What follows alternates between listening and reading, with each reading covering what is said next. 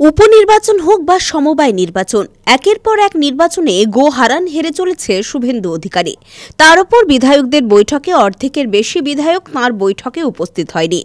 ফলে ভয় লাগছে কোনো না কোনো দিন কালীঘাটে মুখ্যমন্ত্রীর পা ধরতে সাদা পাজামা পাঞ্জাবি পরে থাকতে পারেন। রবিবার বিকেলে মহিষাদলের রথতলায় সম্প্রতি সমবায় নির্বাচনে জয়ী তৃণমূল কংগ্রেসের সমর্থিত প্রার্থীদের সংবর্ধনা জ্ঞাপন অনুষ্ঠানে উপস্থিত হয়ে এমনটাই মন্তব্য করলেন তৃণমূল কংগ্রেসের প্রদেশ সহ সভাপতি জয়প্রকাশ মজুমদার।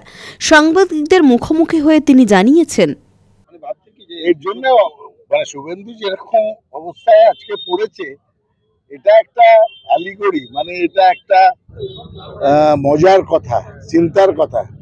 কারণ সে বিজেপিতেও খুব যে সুখী আছে বা ভালো আছে সেটা তো বোঝাই যাচ্ছে।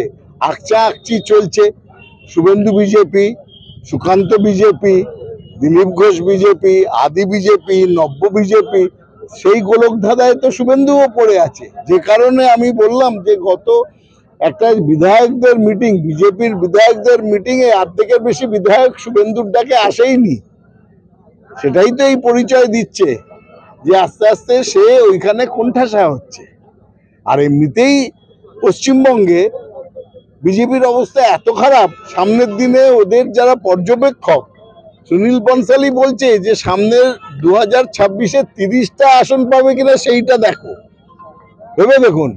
কোথায় 200 আসন পাওয়ার কথা বলছে, আর কোথায় শুভেন্দু বলছে, আর পর্যবেক্ষক বলছেন যে 30টা আসন পাবে কিনা দেখে নিও। তো এই পর্যায়ে আর কি করবে শুভেন্দু?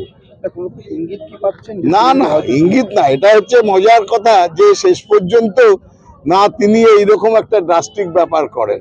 কিন্তু কথাটা হচ্ছে যে তৃণমূল কংগ্রেস কোনোভাবেই এই গদ্দার, এই বিশ্বাসঘাতক, এই লোককে জায়গা দেবেন না। রঞ্জন মাইতির রিপোর্ট, খবর BCBS।